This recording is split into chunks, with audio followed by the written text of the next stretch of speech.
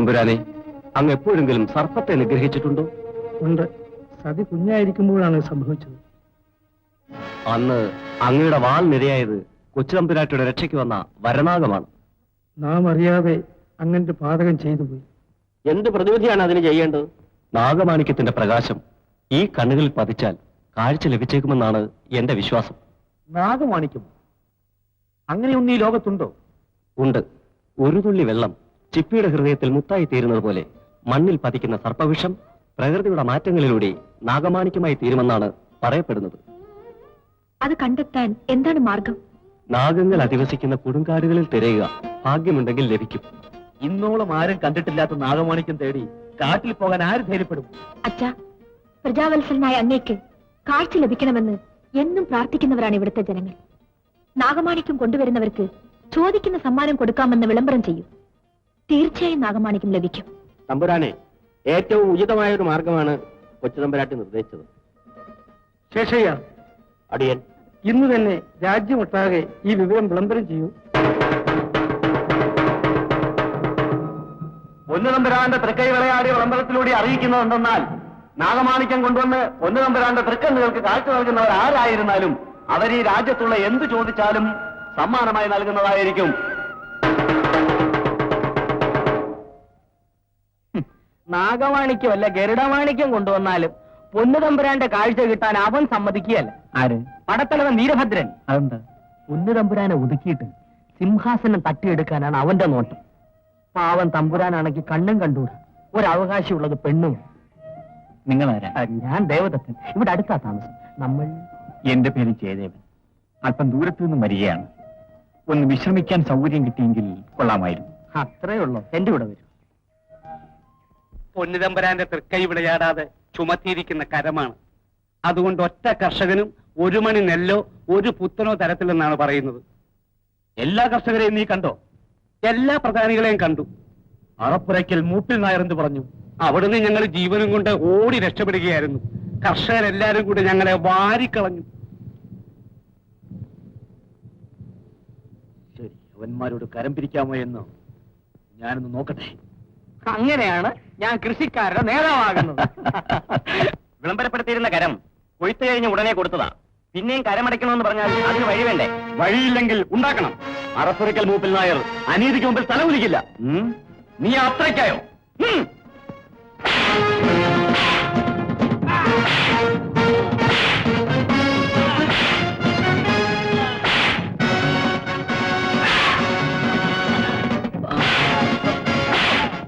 എന്ത് അക്രമമാണ് കാണിക്കുന്നത്? ഇദ്ദേഹത്തെ അടിക്കരുത്. നീ ആര്?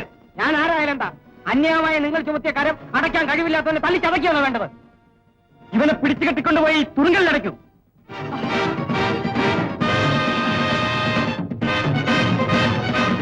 മൂപ്പിൽ നായരെ, ഞാൻ ആവശ്യപ്പെട്ട കരം തരുന്നോ ഇല്ലയോ?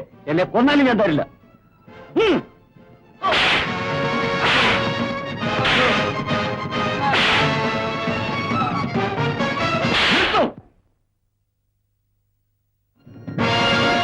നിങ്ങളൊക്കെ മനുഷ്യരാണ്.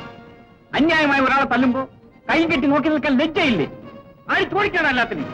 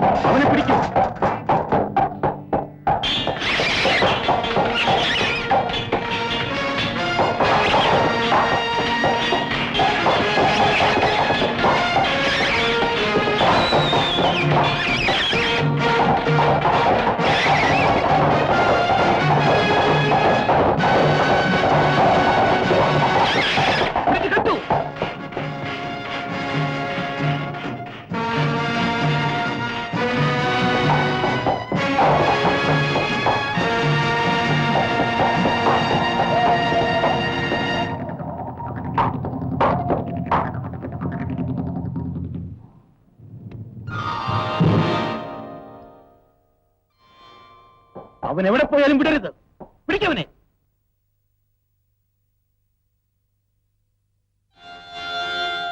ഇതാരുടെ കടാര? എങ്ങനെ ഇവിടെ വന്നു? ഈ മുറിയിൽ ആരോ കടന്നു വന്നിട്ടുണ്ട്.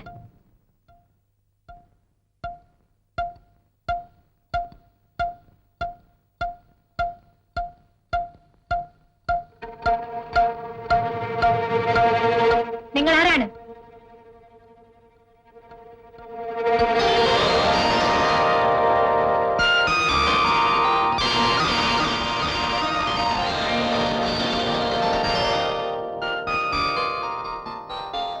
ക്ഷമിക്കണം, കൊച്ചുതമ്പുരാട്ടിയുടെ കിടപ്പറയാണെന്ന് അറിഞ്ഞില്ല. ഒരു ഏറ്റുമുട്ടലിനിടയിൽ അബദ്ധത്തിൽ ഇവിടെ കടന്നുപോയതാണ്.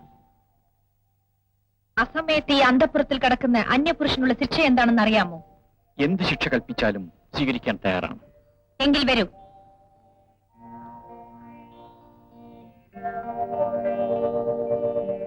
ഇരിക്കൂ. ഇരിക്കാൻ. ഈ കഠാര ഞാൻ നെഞ്ചിൽ കുത്തിയിറക്കിയാൽ കൊച്ചുതമ്പുരാട്ടി മരിക്കും. ആ നെഞ്ചിൽ കുത്തിയിറക്കിയാൽ എന്നാ ചോദിച്ചത്. കൊച്ചുതമ്പുരാട്ടി മരിക്കുമെന്ന് തന്നെയാണ് ഞാൻ പറഞ്ഞത്. അതെങ്ങനെ? അന്ന് കോട്ടവാതിക്കിൽ നിന്നും യാത്ര പറഞ്ഞത് മുതൽ കൊച്ചുതമ്പുരാട്ടി എന്റെ നെഞ്ചിൽ കുടിയിരിക്കുകയാണ്. അപ്പോ കുത്തേൽക്കുന്നത് ആർക്കായിരിക്കും? അന്തഃപുരത്തിൽ കടന്നതോ തെറ്റ്. അതിനേക്കാൾ വലിയ അവിവേകമാണ് ഞാൻ പറഞ്ഞത്. പക്ഷേ സത്യം മറച്ചു പിടിക്കാൻ എന്റെ മനസ്സനുവദിക്കുന്നില്ല. കൊച്ചുതമ്പുരാട്ടിയുടെ സ്ഥിതിയും അതുതന്നെയാണ്. ഊർമിളെ, പോയി പാല് കൊണ്ടുവരൂ. അമൃതത്തെ കഴിഞ്ഞതല്ലേ? എനിക്കല്ല. പിന്നെ പോയി പാല് കൊണ്ടുവരാനാ പറഞ്ഞത്.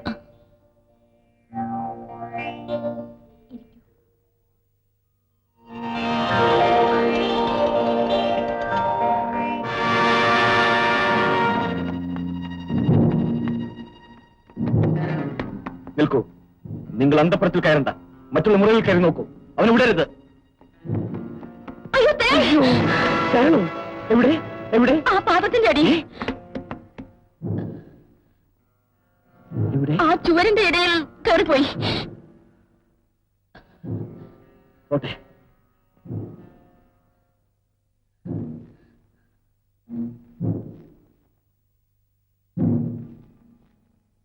നിൽക്കൂ.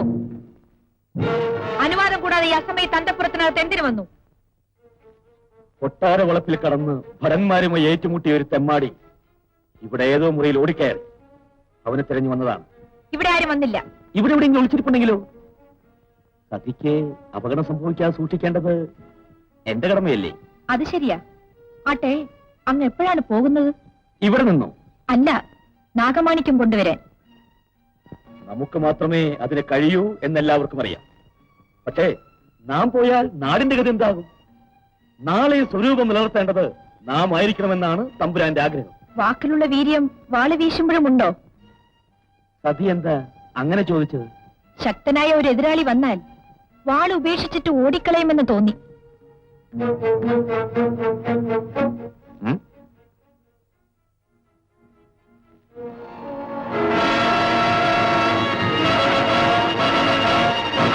ഇത് എന്റേത്. ഇതിനു മുൻപൂടെ കണ്ടിട്ടില്ല. പടത്തലവൻ കാണാത്ത പലതുമുണ്ട് ഇവിടെ. നല്ല ഭംഗിയുള്ള കഠാര. കഠാര കാഴ്ചയ്ക്ക് ഭംഗിയുള്ളതായിരുന്നാൽ മാത്രം പോരാ, മൂർച്ചയും വേണം. കുത്താനുള്ള കരുത്തും കഴിവും കരങ്ങൾക്കും ഉണ്ടാവണം. പോവുകയല്ലേ? ഈ കിടപ്പറ ഞാനും പങ്കുവെക്കുന്നൊരു ദിവസം വരും. അന്ന് ഈ തൽപ്പത്തിൽ കിടക്കുന്നത് സതിയായിരിക്കില്ല.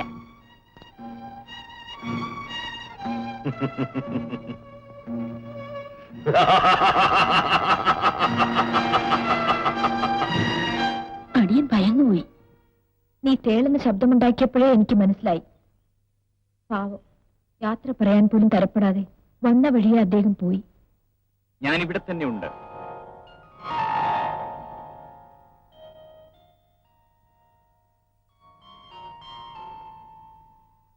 നാളെ എനിക്ക് പൊന്നു തമ്പുരാനെ ഒന്ന് മുഖം കാണിക്കണം. എന്റെ കഠാര. മുഖം കാണിക്കാൻ കഠാര എന്തിനാ? എന്തിനാണെന്ന് നാളെ രാജ്യകാര്യാലയത്തിൽ വെച്ച് കാണാം. ഊർമിളെ, ആ കഠാര ഇങ്ങെടുക്ക്.